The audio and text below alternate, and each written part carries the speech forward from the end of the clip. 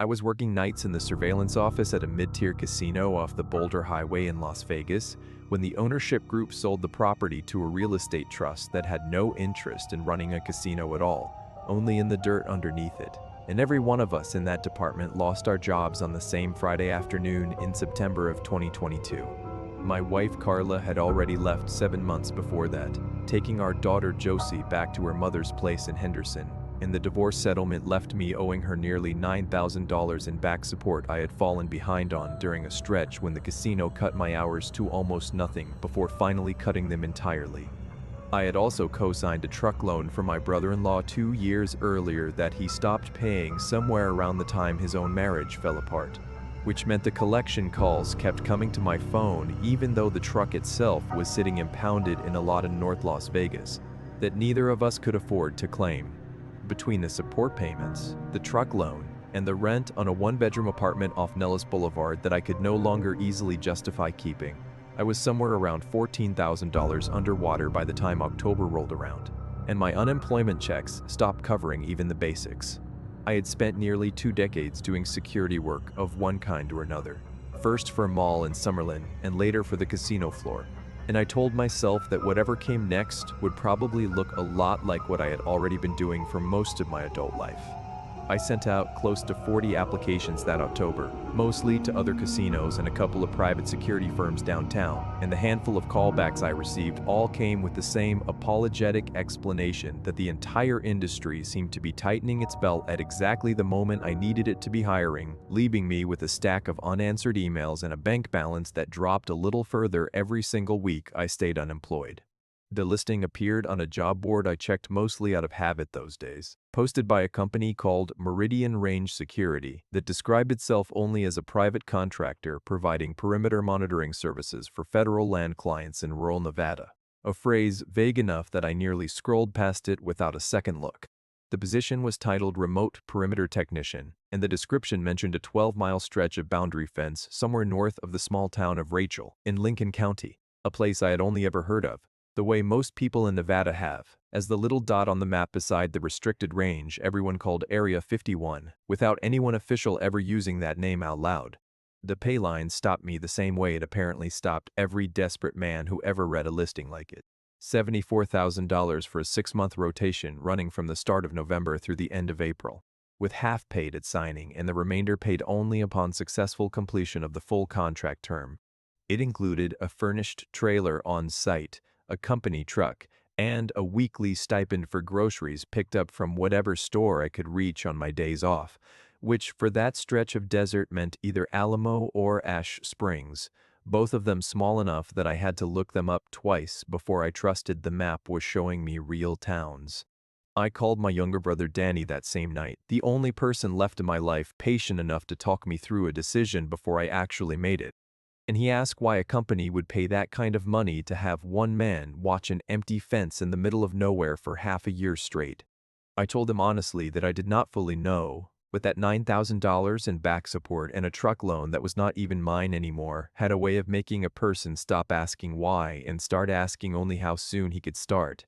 I drove up to Rachel for the first time on the last Sunday of October, taking Highway 375 north out of Alamo through a stretch of open valley so flat and so empty that I passed maybe 4 other vehicles across the entire 90-minute drive. The famous stretch of road that the highway department itself had renamed the Extraterrestrial Highway decades earlier, after enough people started reporting lights over the Tikaboo Valley to make the tourism board take notice. Rachel itself turned out to be smaller than I expected even after reading that its population sat somewhere under 100 people. Just a scatter of trailers and prefab houses clustered around the Little Alayan, a squat green building that served as the town's only bar, motel, and restaurant all at once. Its parking lot dotted with a handful of trucks and one battered old mailbox down the road that locals still called the Black Mailbox, even though someone had painted it white years before I ever arrived.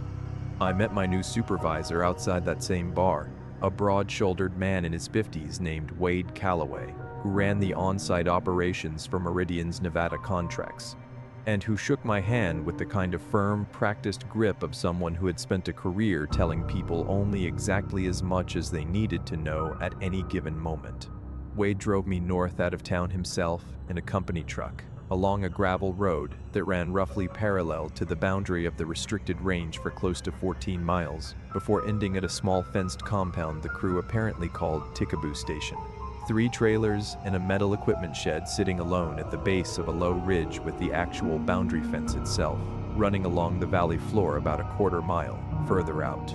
He walked me through the protocol that same afternoon with a binder thick enough that it reminded me uncomfortably of the liability paperwork I used to sign for the casino, explaining that my job consisted of patrolling a 12-mile segment of outer fence twice daily, once at dawn and once at dusk, checking 6 numbered sensor towers spaced along the line and logging their readings by hand in a bound book kept inside the main trailer. He was oddly specific about 2 rules in particular, telling me that after dark, I was never to use anything but the red-lensed flashlight clipped to my belt anywhere near the fence line, since the standard white beam apparently interfered with a client considered sensitive, and that if I ever saw movement beyond the wire, I was to note it in the log and radio it in immediately, rather than approach or investigate it myself under any circumstance. He added, almost as an afterthought while he showed me the radio unit bolted to the wall of the main trailer, that I was required to check in with a base he referred to only as Sierra House at exactly 6 in the morning and exactly 6 in the evening every single day, reciting a short code phrase they would give me and waiting for their confirmation before ending the call. When I asked what exactly the sensor towers were monitoring for, he told me only that the client valued discretion above almost everything else in this line of work, and that the less I asked about the specifics, the easier I would find the job to actually live with for 6 straight months. He also mentioned, folding the binder shut once he seemed satisfied I had absorbed the important parts, that Meridian kept only 1 guard on that particular segment of fence at a time rather than running a rotating shift the way most of their other contracts operated. A staffing choice he described only as the client's strong and unexplained preference rather than anything the company itself had ever pushed back against. He walked me through the trailer itself before he left that first afternoon, a single wide unit with a bedroom, a small kitchen, and a front room that doubled as the office.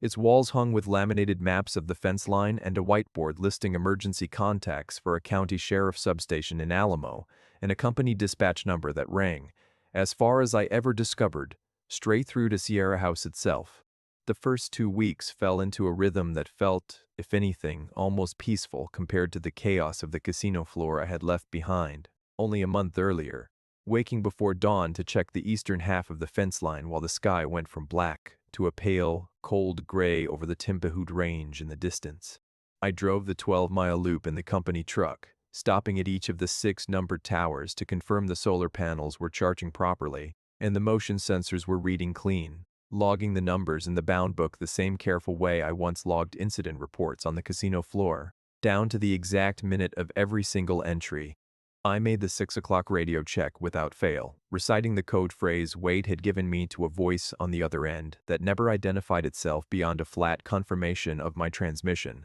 and I drove into Rachel every 4 or 5 days for groceries and gas, usually stopping at the Little Leyland for a burger, and the kind of conversation that reminded me another human being still lived within 30 miles of my trailer. The woman who ran the place most evenings, a heavy-set local named Pearl Danziger, who had apparently lived in that valley since the 1980s, filled my order without much conversation beyond the weather. Those first few visits, though I noticed her eyes linger on me a beat longer than felt entirely natural once I mentioned exactly where I was staying that winter.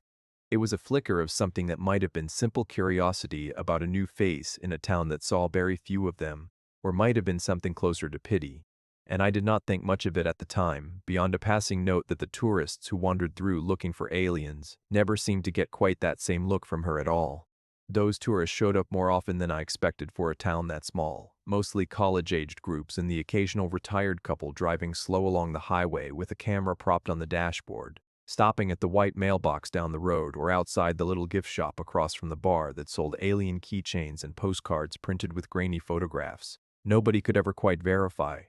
I got used to waving them off politely whenever I passed one of the rental cars pulled onto the gravel shoulder near my own turnoff, telling them only that the access road behind me was private property, and most of them accepted that answer easily enough, laughing about government secrets in a way that made the whole thing sound like a joke I almost envied them for still being able to tell. I did not think much more about any of it until the 3rd week of November, When the first small wrongness finally showed itself in a way I could no longer explain away as simple boredom playing tricks on a man who had spent too many consecutive nights alone, with only a radio and a logbook for company. The trouble started with Tower 4. The sensor positioned roughly at the midpoint of my patrol loop, where the fence line dipped down into a shallow wash before climbing back up toward a low rise of dark volcanic rock, the maps labeled only as an unnamed hill. The motion alert on that unit began triggering at irregular intervals throughout the third week of November, sometimes twice in a single night, sending a chime through the base station radio that woke me from a dead sleep more than once, with a jolt that took several long seconds to settle back into an ordinary racing heartbeat. Each time I checked the tower's small onboard camera the following morning, scrolling back through the triggered footage on the little screen mounted inside the shed, I found nothing at all captured in the frame, beyond empty desert and the pale wash of starlight across the sagebrush. No coyote, no jackrabbit, nothing that should have tripped a motion sensor calibrated, according to Wade, to ignore anything smaller than a grown man walking upright. I logged each false alarm exactly as the protocol required, noting the time and the tower number and the fact that the camera showed nothing unusual, though by the fourth or fifth repeat of the same pattern that week, I'd stopped fully believing my own written word that nothing unusual was actually happening out there at all. Around that same time, I noticed the coyotes that had been a near constant background presence. Those first 2 weeks, yipping somewhere out past the ridge most evenings around dusk, had gone almost completely silent along that particular stretch of fence, their calls instead drifting in from well to the east and west of Tower 4, as though the animals themselves had quietly agreed to give that one section of ground a wide and deliberate berth. I mentioned the pattern to Wade during one of our weekly check-in calls on the satellite line, describing it as carefully as I could without sounding like a man already coming unglued after less than a month alone on that mountain, and he was quiet for a beat longer than felt entirely natural, before telling me that Tower 4 had always been a little glitchy, something to do with mineral deposits in the rock interfering with the sensor's calibration. That explanation technically made sense on its own terms, but it did nothing to explain why he then asked, almost as an afterthought, whether I had used my white flashlight anywhere near that tower during any of the incidents, a question he had never once asked me before that particular call. Around the same time the alert started, I began waking most nights sometime between 3 and 4 in the morning with the distinct, physical sensation of having just been looked at, a feeling I could not connect to any sound or movement in the trailer, but that left me lying rigid in the dark for several long minutes before I could convince myself to move at all. I mentioned it to no one at first, chalking it up to the same kind of low-grade anxiety that had followed me through most of the divorce, a leftover habit of the nervous system rather than anything actually happening in that room with me. It kept recurring often enough over the following 2 weeks that I started leaving a small notepad on the nightstand to log the exact time I woke each night, and when I finally compared those times against the tower alert log one quiet Sunday afternoon, I found that all but one of the entries fell within 11 minutes of a recorded motion trigger at Tower 4, a correlation close enough that I sat staring at both pages for a long time without writing anything further in either one of them that day. By the start of December, the small wrongness had accumulated into something I could no longer file away as an overactive imagination simply reacting to too much silence and not enough sleep out there on that mountain. I was finishing my dusk patrol on the second evening of that month when the radio on my belt crackled with static heavy enough to nearly drown out the confirmation tone from Sierra House during my 6 o'clock check. A burst of interference that lasted only a handful of seconds but left a faint, high-pitched whine ringing in my ears for several long minutes afterward. I drove back toward the compound in the last of the fading light with that whine still sitting behind my eyes. And as I crested the low rise above Tower 4, I caught, for just an instant in my peripheral vision, a shape standing motionless near the fence line roughly 200 yards out into the restricted side of the boundary, tall and narrow and utterly still against the darkening sagebrush. I hit the brakes hard enough that gravel sprayed up under the tires, and when I turned to look at it directly, the shape was simply gone, leaving nothing behind but empty desert and a stretch of fence running unbroken in either direction, as far as I could see in the failing light. I told myself, sitting there in the idling truck with my pulse hammering hard enough that I could feel it in my throat, that the shape had probably been nothing more than a fence post or a Joshua tree catching the light at an angle that made it look briefly, impossibly like something standing upright and watching me back. I did not fully believe that explanation even as I drove the rest of the way back to the compound, and I noted the sighting in the log with language as clinical as I could manage, describing only a possible object near the fence line at Tower 4 that resolved on closer inspection into what I assumed was a natural feature of the terrain. I did not mention the radio interference in that same entry, mostly because I could not think of a way to describe the timing of it, the static and the shape and the ringing in my ears all arriving together within the same handful of seconds, without it sounding like something far stranger than a glitch in aging equipment out in the desert. I drove into Rachel again 2 days later, mostly for fuel and a few groceries I had let run low, and I found myself asking Pearl Danziger more directly than I had before about whoever had worked my particular stretch of fence line just ahead of me in the rotation. She set down the glass she was drying behind the bar and studied me for a long moment before answering. The kind of look a person gives someone they are deciding whether or not to actually trust with something true, rather than the version everyone else in town already knew to accept without asking further questions. His name was Terry Aldous, she told me finally, a quiet man from down in Pahrump who had kept mostly to himself during his own 6 months at Tikaboo Station, coming into town maybe once every couple of weeks and never staying long enough for anyone to get to know him beyond a nod and a short order at the bar. He finished his contract clean, she said, which I understood even then to be an unusual enough detail that she felt the need to specify it plainly, as though most guards before him had not finished quite so cleanly at all. When I asked whether Terry had ever mentioned anything strange out there, anything about sounds near the fence or things glimpsed near Tower 4 after dark, Pearl's whole expression closed off entirely right in front of me, the openness from only a moment earlier folding away behind a careful blankness that reminded me sharply of my very first afternoon in that bar back in October. She told me she did not gossip about the company's employees, past or present, and that if Meridian wanted me to know more about the job than they had already told me,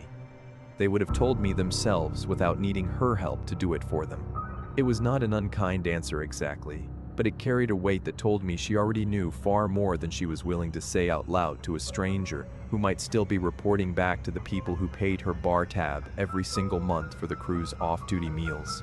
I paid for my groceries and thanked her the way I always did, and I was nearly out the door when she called my name once, quietly, from behind the bar, telling me only to keep my red light on after dark, no matter how tired I got out there, a warning specific enough that I thought about it the entire drive back up that gravel road toward the compound. 2 nights after that conversation, I caught a set of headlights bouncing along the boundary road well past sundown. A decade-old sedan with California plates parked at an odd angle roughly half a mile short of the compound gate, and I found 2 college-aged men standing beside it with a video camera and a pair of binoculars aimed north toward the low ridge above Tower 4.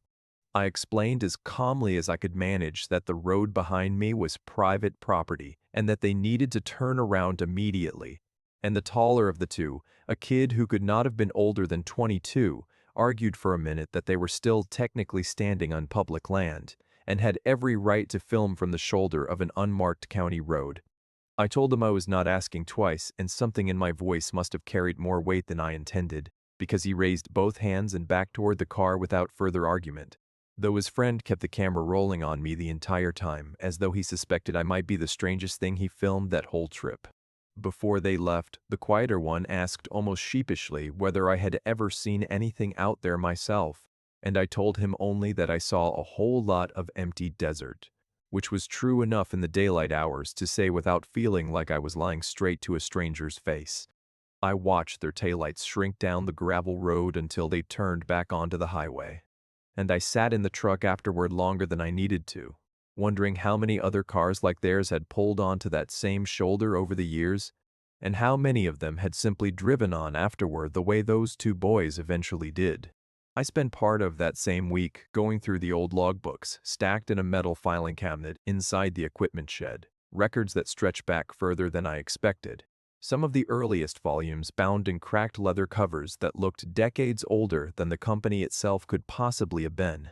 The handwriting changed from guard to guard across those pages the way I imagine it always does, in a job like that one. Some entries meticulous and precise, Others cramped and hurried as though the man writing them wanted to finish the task and get back inside as quickly as his hand would let him. I noticed a pattern that unsettled me more with every page I turned. Entries that grew steadily shorter and more clipped in the final weeks of a given rotation, no matter which decade I happened to be reading through. The careful notations about tower readings and generator hours gradually giving way to fragmented lines about sounds and shapes, and a persistent, unshakable feeling of being watched from somewhere just beyond the reach of the fence. Several of those entries simply stopped altogether mid-rotation, sometimes with weeks still remaining on what should have been a full 6-month contract, followed by a fresh hand picking up the log the following season as though nothing unusual had happened in the gap between one guard and the next. One volume, from what I guessed by the handwriting style to be sometime in the late 1970s, ended on a page where the writing had grown so cramped and uneven that I had to hold it close to the shed's single bare bulb just to make out the final line, which read only that it knows when I am not looking, followed by nothing else at all, no signature, and no further entry before a new guard's much steadier hand picked up the following spring. I sat with that particular logbook open on my lap until the light through the shed's small window had gone from gold to gray, and when I finally checked my watch, I realized I had less than 10 minutes left to make my 6 o'clock radio check before Sierra House would flag the missed transmission. I got the confirmation tone with barely a minute to spare, my voice not quite steady as I recited the code phrase into the handset, and I sat afterward in the quiet of the main trailer, turning that unfinished sentence over and over in my head, until well past midnight. It was while I was returning that same logbook to its shelf a few days later that I noticed a low concrete structure roughly the size of a storage cellar set into the ground behind the equipment shed, its access hatch secured with a padlock so old and so rusted that the shackle had fused nearly solid inside the body of the lock itself. Wade's binder made no mention of it anywhere, and when I finally asked him about it during our next scheduled call, he told me only that it predated Meridian's contract, and that the company had never been given a key or any real explanation for what it once contained, since the client's paperwork listed it only as a decommissioned utility vault outside the scope of my duties. I worked at that old lock for the better part of a Saturday afternoon with a bolt cutter I kept in the truck for down fence sections, and when it finally gave way, the hatch groaned open on hinges that had clearly not moved in decades, releasing a stale, mineral smell that reminded me faintly of the inside of an old mine. Inside, a short ladder led down to a single cramped room lined with equipment so outdated, I did not immediately recognize half of it. A bank of dials and switches mounted beside a reel-to-reel tape recorder still loaded with a spool of brittle magnetic tape, and a hand-cranked siren bolted to the far wall beside a faded instruction placard that read only sound in event of contact failure. A wooden shelf beside the recorder held a stack of small notebooks bound with twine, each one labeled across the cover with a range of dates rather than a name. The earliest reading 1962 through 1964 and lettering gone soft with age. And I understood, standing there in that cramped concrete room with my red flashlight throwing long shadows across the old dials, that I had found the original listening post the whole modern protocol had apparently grown out of. I carried the earliest of those small notebooks back up to the trailer that same evening and spent the following 3 nights working through its brittle pages by lamplight, the handwriting inside far more clinical and detached than anything I would later find in Voss's own private journal. Reading more like the shift log of a man recording instrument readings than the account of someone who understood what those readings actually meant. The entries described a research team running what they called perception sessions out of a low building somewhere north of the current fence line, testing subjects seated in a lightless room while a second team stationed miles away attempted to influence or observe their impressions through methods the notebook never described in any real technical detail. The tone shifted gradually across those early pages, technical notations about session duration and subject accuracy rates slowly giving way to a series of entries logging what the recorder called anomalous readings on the reel-to-reel equipment during sessions, when no subject was actually seated in the chair at all. Empty room recordings that nonetheless registered fluctuations the equipment had no ordinary explanation for producing on its own. One entry dated to a session in the late spring of 1963 noted that the anomalous readings had, for the first time, continued for several minutes after the recording equipment itself was switched off at the wall, a detail the technician recorded with a level of clinical restraint that made the implications somehow more unsettling than if he had simply written down that he was afraid. By the final notebook in that stack, dated into the fall of 1964, the entries had grown sparse and infrequent, ending altogether several weeks before the project's official closure the following year, according to the county records Louise had already shown me, with a final page containing nothing but a single column of check marks running down the margin, one for every day, as though whoever kept that log had stopped recording anything at all except the simple fact of having shown up. I drove down to Pioche the following Saturday, the Lincoln County seat and the nearest town large enough to still have a proper historical archive worth searching. A 2-hour drive south and east through country so empty that I did not pass another vehicle for the better part of an hour at a stretch. Pioche itself sat tucked into a fold of hills dotted with old mining headframes still standing rusted and silent above the town, its main street lined with brick buildings from a boom period a century gone. The old county courthouse now serving as a small museum and archive run by volunteers a few days a week. I told the woman working the front desk that afternoon, a soft-spoken retired schoolteacher named Louise Pemberton, who had apparently spent the better part of 2 decades organizing the county's surviving records, only that I was researching the general history of the land I currently worked, which was true enough not to feel like an outright lie to her face. I asked whether she knew anything about government activity in the Tikaboo Valley area going back to the 1950s or 60s, and she pulled a thin folder from a drawer almost immediately, moving with the easy confidence of someone who had handled that particular folder more than once before for other quietly curious visitors.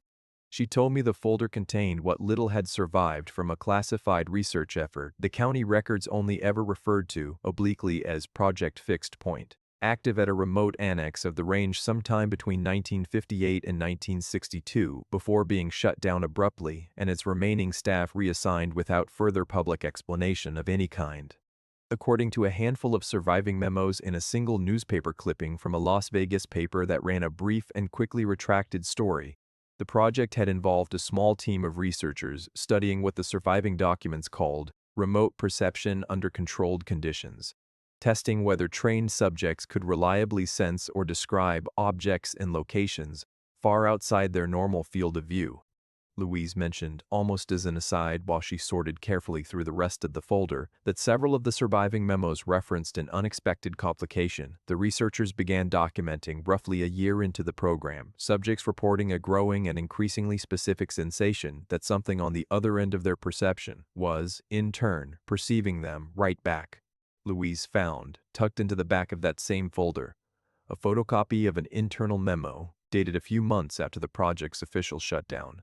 written by a civilian consultant the program had retained named Dr. Emil Voss, marked even in photocopy with a stamp reading restricted and faded red ink that had bled slightly into the surrounding paper over the decades. The memo was strange enough that Louise read part of it aloud to me herself,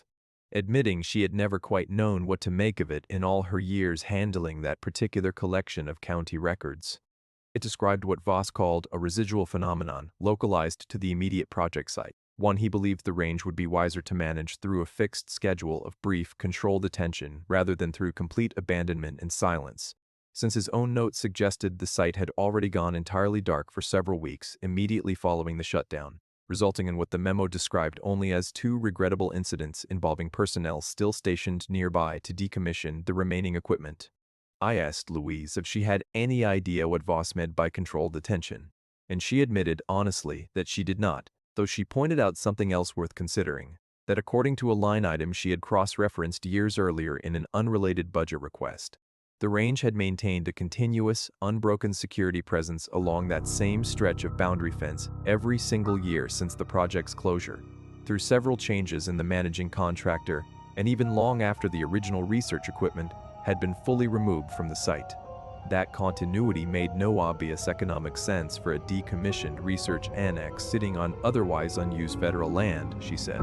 unless whoever managed it genuinely believed, as Voss's memo strongly suggested, That something about that particular stretch of valley required constant and deliberate attention rather than simple, quiet abandonment. Before I left Pioche that afternoon, Louise mentioned, almost in passing, that an old rancher named Otis Kellerman still lived on a small spread outside Ash Springs, whose family had grazed cattle along the eastern edge of that same restricted range for 3 generations before the government finally bought out their allotments sometime in the 1960s, and that he was known locally for telling stories about that stretch of land that most people in the county had learned to politely stop asking him about. I found him 2 days later sitting on the porch of a low ranch house surrounded by rusted equipment nobody had run in decades. A man well into his 80s, with hands so weathered they looked carved rather than grown. And he agreed to talk to me mostly, I suspect, because so few people bothered to ask him about anything at all anymore.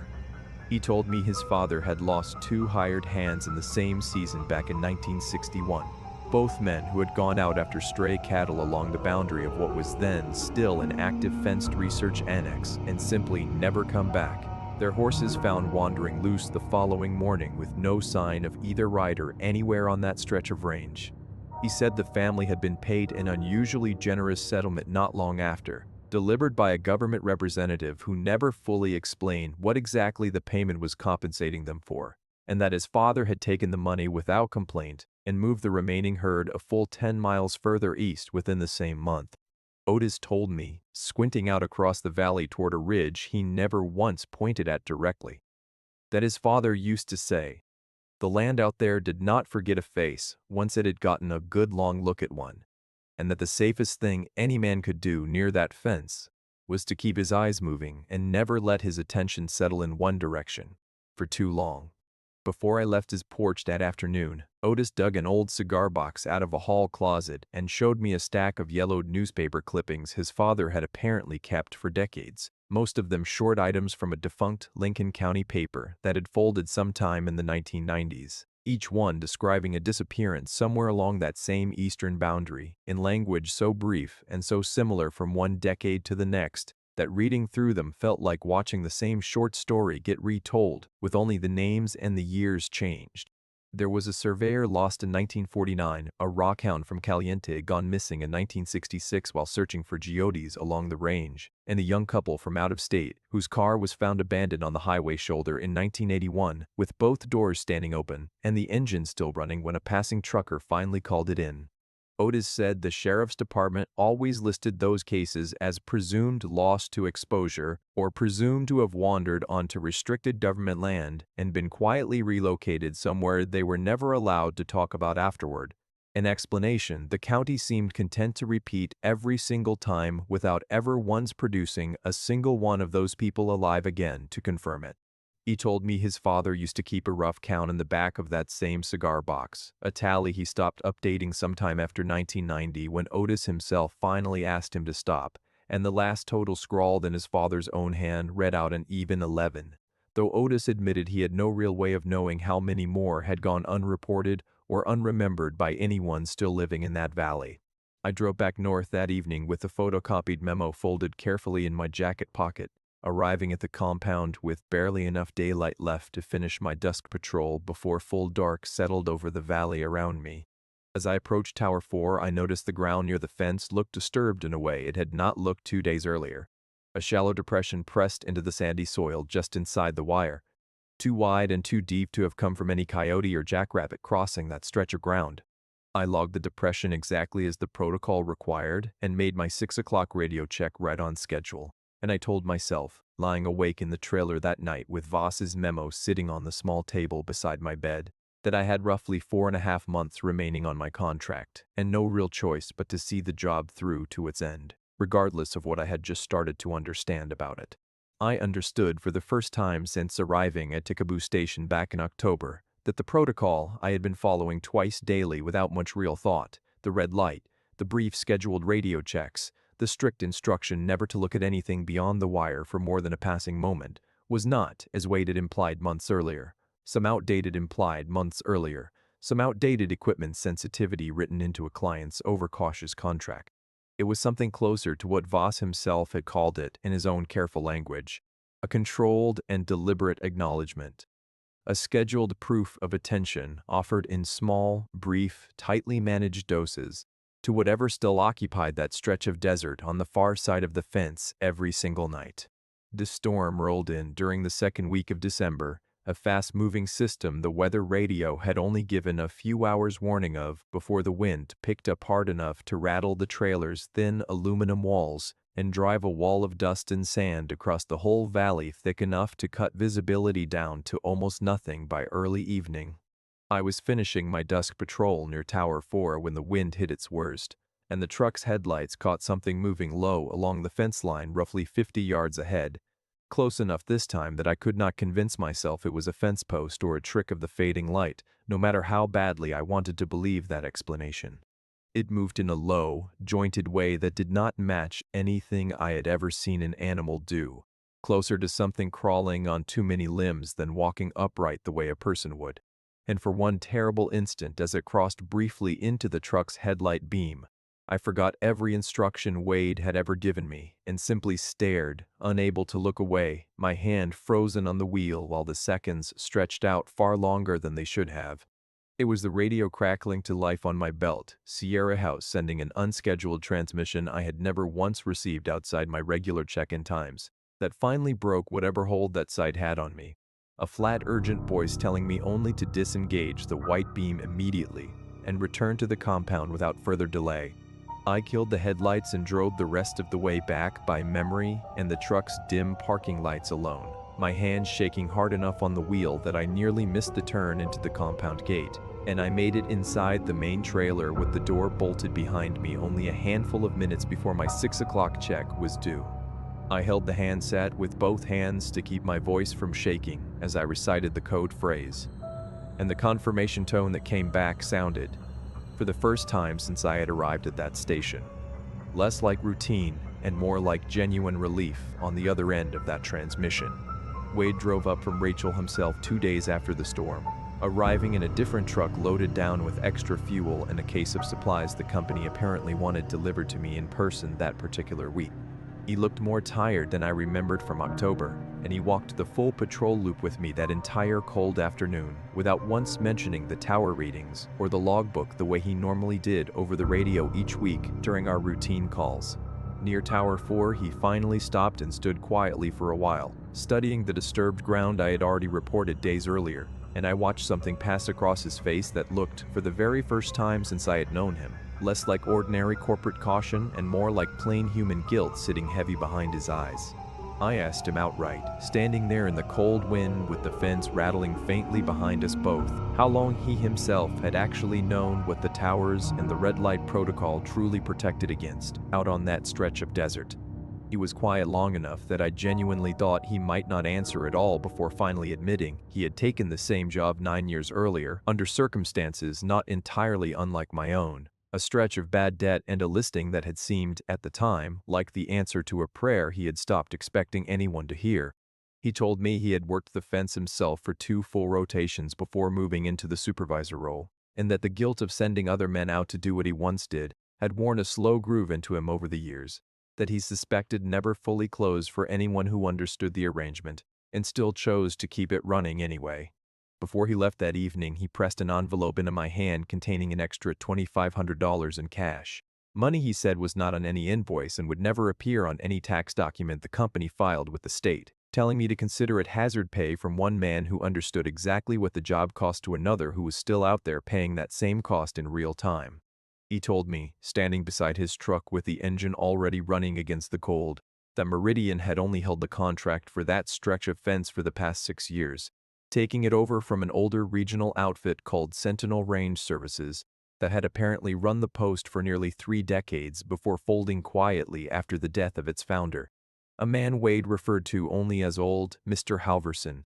without ever mentioning a first name. He said the handoff between companies had been unusually thorough for a change in contractor, with Sentinel's owner personally briefing Meridian's founders over the course of a single long weekend rather than simply passing along a binder the way most such transitions happened in that industry, and that whatever Halverson told them that weekend had apparently been enough to keep every single one of Meridian's own founders quiet about it ever since. I asked whether any of Sentinel's old records had survived the handoff, and Wade admitted he honestly did not know, though he suspected if any had, they would most likely still be sitting somewhere inside that same locked vault behind the equipment shed that neither of us had any real reason to open a second time that winter. The worst of it that winter came on a clear, windless night in the middle of January, a night with no storm and no equipment, excuse of any kind to explain what happened, which made it harder afterward to convince myself I had imagined any part of it. It came only a few days after an incident that had already left me shaken in a different, quieter way, when a Subaru with Nevada plates turned up abandoned on the highway shoulder near my own turnoff on a cold Tuesday morning, both doors standing open and a half-finished cup of gas station coffee still sitting in the center console when I stopped to check on it during my supply run into town.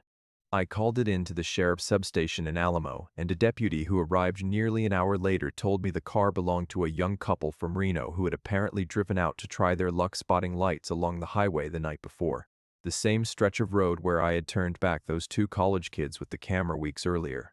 The deputy asked whether I had noticed anything unusual near my section of fence the previous night, and I told him only what the log already reflected, a set of routine readings and nothing more, unwilling to say anything further to a man who would have had no framework at all for believing the rest of it even if I had found the courage to say it out loud.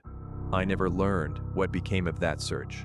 Whether the couple was ever found wandering confused along some forgotten wash the way exposure cases sometimes resolve themselves,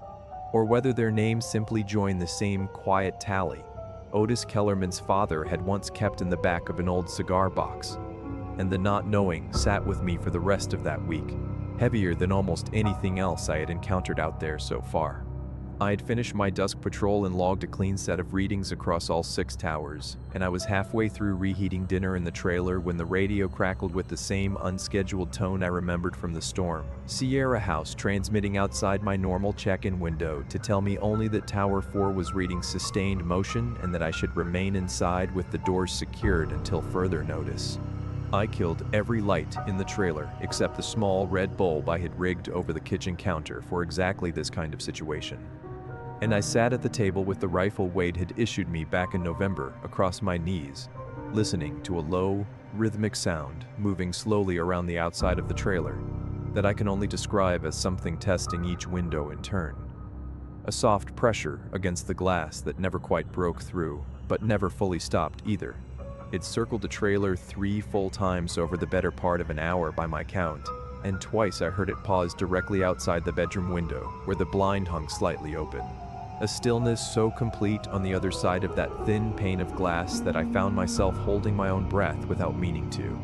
The unscheduled all clear came through on the radio a little after 9, Sierra House's voice flatter and more clipped than usual. And when I finally worked up the nerve to step outside with my red flashlight the next morning, I found the ground around the entire trailer churned with the same narrow, deep prints I remembered from the tracks near Tower 4 back in November, circling the structure in a pattern too deliberate to be anything but purposeful. I nearly quit that same week anyway, sitting up one night with a bag half-packed and the truck fueled and ready outside, doing the math again on debts I had barely made a dent in, and a daughter I still owed more than money to after everything the last 2 years had already taken from both of us. I understood, with a bitterness I still carry even now, that $74,000 represented the difference between finally climbing out of the hole Carla and I had dug together and sinking permanently into it alone instead, and that whatever waited beyond that fence, I had already survived one direct encounter with it and could likely survive 4 more months if I simply refused to break protocol again on my watch.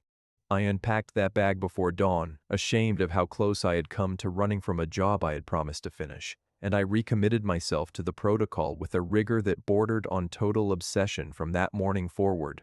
I checked the red lens on my flashlight twice before every single patrol instead of only once, carried a spare battery clipped to my belt at all times, and set 3 separate alarms on my phone every afternoon to make certain I never again came within even a single minute of missing a scheduled radio check. It was during that stretch of grim, careful routine that I finally found the thing that explained everything, tucked inside a false bottom in the same filing cabinet where I had first found the old logbooks weeks earlier. A seam in the metal I only noticed because one drawer sat slightly crooked when I went to close it one evening. Behind that panel, I found a single water-stained notebook far older than anything else in the shed, its cover soft and cracked with age, filled in handwriting I matched after some careful study to Dr. Voss's original memo signature from the Pioche archive. Inside was a detailed and increasingly desperate account of the years he had spent quietly studying what he referred to throughout only as the Observer, never once using any more specific name for it, as though naming the thing more precisely carried its own particular risk he was unwilling to take even in a private journal meant for no other eyes but his own. Voss's account, once I worked through his cramped and often smudged handwriting over the following several evenings, laid out a history far stranger than the bare facts Louise Pemberton had already shown me down in Pioche. It described how the remote perception subjects in the final year of the project had, according to session transcripts he included in careful shorthand, begun independently describing the same specific sensation during nearly every trial, a feeling that whatever they reached toward in their minds was not merely a passive location or object, but something aware, something that had, in his own unsettling phrase, learned to reach back through the exact same channel the researchers had spent years training their subjects to open. He wrote that the phenomenon appeared to have no fixed physical location before the project's final months, existing instead as something closer to a pattern or a habit of attention that gradually anchored itself to the physical site once enough sessions had been run there in close succession. Voss believed the project's abrupt shutdown, intended to sever that connection cleanly, had instead trapped whatever the sessions produced within the immediate vicinity of the research site itself, unable to fully disperse and unable to fully manifest either, existing instead in a kind of permanent hungry half-state along that stretch of desert ever since. One passage near the middle of the journal stayed with me longer than any other, written in a steadier hand than the shaking entries near the end, and I copied it onto a loose page of my own so I would not have to keep reopening the fragile notebook itself every time I wanted to reread it. It does not think the way we think, Voss had written, but it learns, and it remembers every session that was ever run against it, and it wants nothing more complicated in the end than to be perceived again the way it once was perceived for those 2 brief years before the project ended and left it alone out there with no one left listening. I have come to believe, he continued, that a short, disciplined acknowledgement offered on a fixed schedule satisfies something in it that total silence only starves and total attention only feeds beyond any safe measure, and that the schedule itself matters more than anything a person could ever say or do once actually facing it. I read that passage several times over the following weeks, usually late at night with the trailer's single lamp turned down low. And each time it left me with the exact same uneasy question I never managed to answer for myself before my own contract finally ended. Whether the red light and the radio checks made me a genuine caretaker of something the government had created and then abandoned, or only the latest man paying down a debt none of us had ever actually agreed to owe in the first place. Voss's notes made clear the Observer could be managed indefinitely through that same fixed, disciplined rhythm of brief contact, sensor checks, and short radio transmissions delivered on an unwavering schedule that it seemed to interpret as proof its confinement remained deliberate and attended rather than accidental and quietly forgotten. The final pages of his journal, written in a hand grown shaky with what I first assumed was simply age catching up with him, contained his last and most troubling observation of the entire account, an explanation for why the company had settled on a strict rotation of individual guards, rather than assigning one single person to the post for the remainder of their working life out there. He had originally recommended the rotation himself out of simple concern for the psychological toll the isolated work clearly took on any one man left alone at that station too long without relief. But he began noticing a pattern across several consecutive guards through the following decade that troubled him more than anything he had documented before it. The Observer appeared to grow steadily more attuned to any single guard's specific rhythm, the longer that person remained alone at the post, correspondingly more capable of anticipating exactly when the radio checks would come and exactly when the red light would sweep past a given stretch of fence each night, and more willing, Voss wrote, to test the edges of the whole arrangement during the final weeks of a guard's extended familiarity with the site. That testing took the form, in at least 2 documented cases before the company finally instituted a hard 6-month rotation limit. of increasingly bold incursions across the fence line during a guard's final stretch on post. Incursions that in one case Voss described only in a terse, heavily crossed-out line as not ending with the guard's resignation at all. Voss's journal included one full case study he documented in more detail than any of the others, dated to the winter of 1975, describing a guard identified only by the initials R.H. who had grown careless during the final month of an extended 9-month posting the company had approved as an experiment in longer-term staffing. According to Voss's account, R.H. had begun skipping the dawn patrol in favor of a single combined check each evening, and had taken to using a battery lantern inside the equipment shed after dark rather than relying solely on the red-lensed flashlight the protocol required for any activity near the fence line. The entries Voss transcribed from that guard's own logbook grew increasingly erratic across the final 2 weeks of the account, describing a sense that the fence itself had begun to feel less like a boundary and more like a courtesy,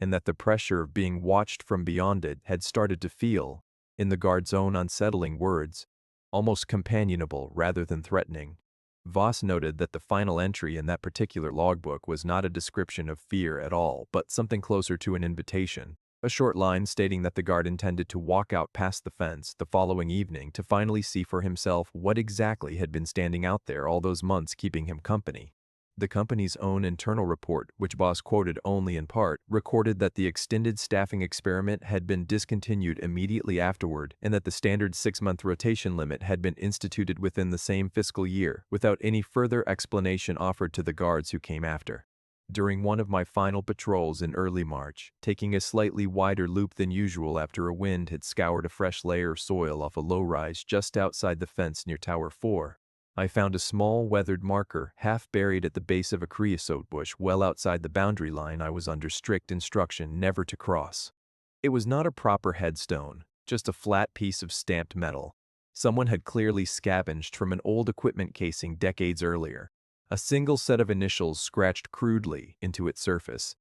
The letters worn nearly smooth by weather but still legible enough to trace with a bare finger through the grit. There was no name beneath those initials, and no date anywhere on the marker, nothing to identify who exactly it commemorated, only the letters themselves and the deliberate care someone had taken, hiding it where a guard on the standard patrol loop would never think to look for it at all. I thought immediately of Voss's crossed-out line about the guard whose story had not ended in resignation,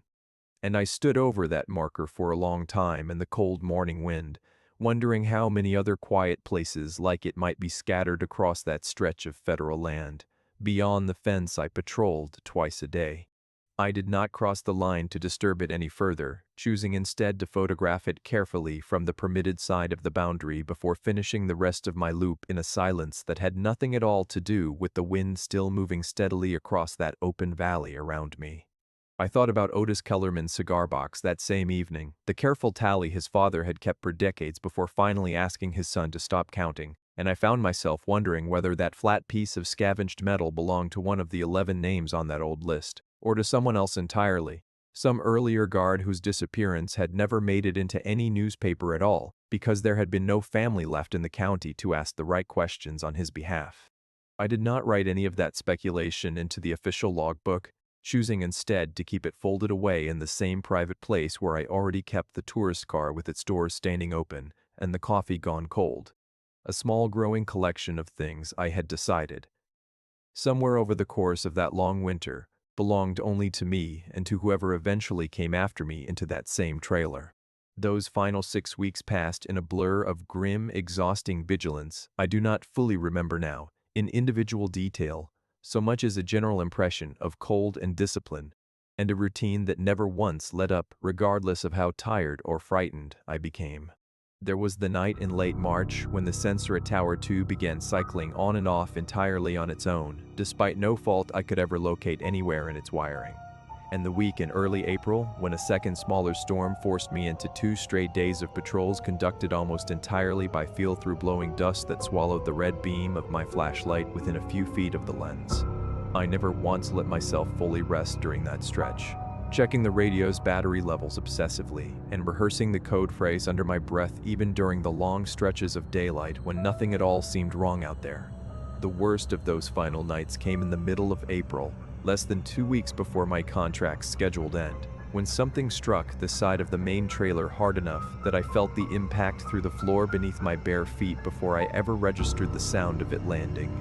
I killed the interior lights immediately and sat in the dark listening to a slow, deliberate scraping move along the trailer's exterior wall from one end to the other and back again, pausing directly outside the door for what felt like a full minute before finally moving off into the desert and leaving nothing behind but a single long groove pressed into the dust near the front step the next morning, pointed, strangely, toward the trailer rather than away from it. My contract ended on the last Sunday of April, and Wade drove up himself that final morning to walk the incoming guard through the same protocol he had once walked me through 6 months earlier. A younger man named Cole Bannerman, who listened with the same faint glaze of polite disbelief in his eyes that I remembered wearing myself back in October, before I understood what any of it actually meant. I found myself wanting, more than once that whole final afternoon, to grab him by the jacket and tell him everything I had learned. The depression in the soil near Tower 4, the marker beyond the fence, Voss's journal still zipped into the bottom of my duffel bag. But every time the words rose in my throat, I thought of the $74,000 already confirmed in my account, and the daughter waiting for me back in Henderson who deserved a father who could finally pay down what he owed her. I said only what the official handoff required of me, telling myself that a grown man reading a contract with his eyes open deserved the same chance to make his own choices that I had once made with mine, back when the number on that listing was the only thing I could bring myself to focus on. I stopped at the Little All-in-One last time before leaving the valley for good that afternoon, mostly to settle my remaining tab and say a proper goodbye to Pearl, who set a burger in front of me without my having ordered one and told me it was on the house, a small kindness that meant more standing there than the actual dollar value of it ever could have. She asked how the winter had actually gone, in a tone that made clear she was not asking about the weather this time, and I found myself telling her, in careful, roundabout language, that I had learned more about that stretch of desert than I had ever really wanted to know, and that I understood now why Terry Aldis had kept to himself the way he did during his own 6 months in that same trailer. She nodded slowly, wiping down the bar with a rag she did not really need, and told me that her own husband had worked a season out there for the predecessor company back in the 1990s, long before Meridian ever held the contract, and that he had come home a quieter man than the one who left, though he had never once told her exactly why. She said she had learned not to ask the men who came through that door every few years exactly what they saw out there, since the ones willing to talk about it plainly were usually the ones who had not actually understood any of it at all, and the ones who understood it best were almost always the quietest of the bunch. I paid for my groceries out of habit even though she waved the money off a second time, and I left that bar for what I genuinely believed at the time would be the last occasion I would ever set foot in Rachel, Nevada, again in my life. I drove south out of Rachel that same afternoon with the second half of my payment already confirmed and Voss's old journal hidden at the bottom of my bag, and for a while through that summer and into the fall, I told myself I was finished with that fence for good, that I would pay off the support I owed Carla and the last of my brother-in-law's truck loan and never think about the Tikaboo Valley again, if I could possibly help it. Danny noticed the change in me before I ever admitted it to him directly, calling most weeks that summer to ask careful, roundabout questions about how the job had actually gone out there for 6 months straight, and I answered him mostly with half-truths about the isolation and the long hours and a strange but ultimately harmless client who paid very well indeed for my continued silence about all of it. I noticed I had developed a habit I could not quite shake of checking the clock compulsively as 6 approached each morning and each evening, a small, persistent unease that never fully resolved itself no matter how many months slowly passed or how far I physically moved from that particular stretch of desert north of Rachel. I paid off the last of the back support I owed Carla in June, and she let me start taking Josie for weekends again that same month, our first real stretch of ordinary time together since the divorce had first pulled us apart 2 years earlier. Josie was 7 that summer, and she noticed the habit before almost anyone else did, asking me once over a plate of pancakes at a diner off Sahara Avenue why I kept glancing at the clock on the wall. Even though we had nowhere in particular we needed to be that whole lazy Saturday morning, I told her only that I'd gotten used to keeping a strict schedule at my old job. which was true enough. And she accepted the answer the easy, uncomplicated way children accept most explanations adults give them, without pushing any further into a story she had no real reason yet to doubt. I took her to the park most Sundays that summer, and for whole stretches of those afternoons I managed to forget entirely about the fence and the towers and the red light waiting folded up in a duffel bag at the back of my closet, though the forgetting never once lasted through an entire evening without at least a flicker of that same old unease creeping back in around 6 o'clock. A counselor I saw twice that summer through a county assistance program once told me that grief has a way of keeping its own private schedule long after the thing that caused it has technically ended, and I began to suspect sometime around August that whatever I had carried back with me from that valley kept a schedule of its own that had very little to do with grief at all. Then, in the second week of the following November, almost exactly 1 year after that first listing had appeared on the job board I checked out of habit, Wade Calloway called my cell phone directly for the first time since my contract had ended the previous spring. His voice tight in a way that told me before he said one word that something out there had gone badly wrong again. He asked, without much preamble, whether I would consider returning to Takabu Station on an emergency basis, since Cole Bannerman had missed his last 2 scheduled radio checks in a row, and the remote monitoring feed from Tower 4 had gone dark sometime the previous night, with no clear equipment fault anyone at the office could identify from a distance. I sat with the phone against my ear for a long moment, looking out my apartment window at an ordinary gray Las Vegas afternoon that felt 1,000 miles removed from that fence and everything I had learned about what waited on the other side of it. And I found myself doing the math again on debts I no longer owed, and a life I had only just begun quietly rebuilding. And somewhere underneath all of it, I felt the old cold certainty settle back into my chest that the fence had never really been finished with me at all. I told Wade I needed until morning to decide, and he agreed, though the strain in his voice made clear he did not really think morning would change much of anything about the situation out there at all. I did not sleep that night, sitting instead at my kitchen table with Voss's journal open in front of me to the passage about acknowledgement, reading it again by the light of a single lamp the way I had so many nights out at that trailer the winter before. I thought about Terry Aldis, whose contract had apparently ended clean according to Pearl, and about Cole Bannerman, whose towers had gone dark and whose radio had gone silent for 2 nights running while I sat safe in an apartment nearly 200 miles away with nothing to show for it but an old debt finally paid off. I thought about the marker under the creosote bush, and about the $2,500 in cash still folded inside an envelope in my dresser drawer, that I had never quite been able to spend on anything as ordinary as rent or groceries. By the time the sun came up over the sheep range outside my window, I had already packed a bag I told myself was only for driving up to briefly assess things, though some part of me that had spent 6 months running that patrol loop already understood there was very little left to assess. I called Wade back a little after 7 that morning and told him I would drive up, though I made him promise the company would send a second man to work alongside me for at least the first week. Someone with a strong back in case whatever waited out there required more than a red flashlight and a radio to properly manage this time.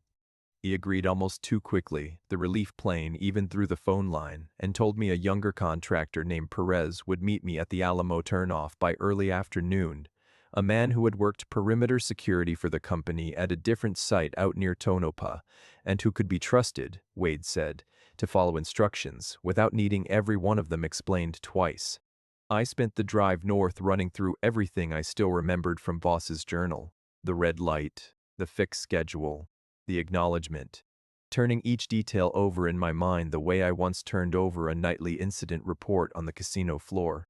checking it against a discipline I had learned the hard way not to trust to memory alone anymore. Perez turned out to be a quiet, solidly built man in his 30s who asked few questions on the remaining drive up the gravel road, listening to my instructions about the red light and the radio checks with the same flat professional attention he probably gave any unusual client requirement, and I did not correct him when he guessed out loud that Cole had probably just gotten spooked by the isolation, and walked off toward the highway rather than freeze out there filing one more report nobody bothered reading. We reached the compound a little before 4 o'clock that cold afternoon, the light already slanting low and gold across the valley the way it always did that time of year, and I felt something tighten hard in my chest at the very first sight of that trailer, the whiteboard still visible through the front window, exactly where I had left it, 11 months earlier. Cole's own truck sat parked at an angle near the equipment shed, driver's door hanging open, and there were no footprints leading away from it anywhere in the thin dusting of snow that had fallen the night before.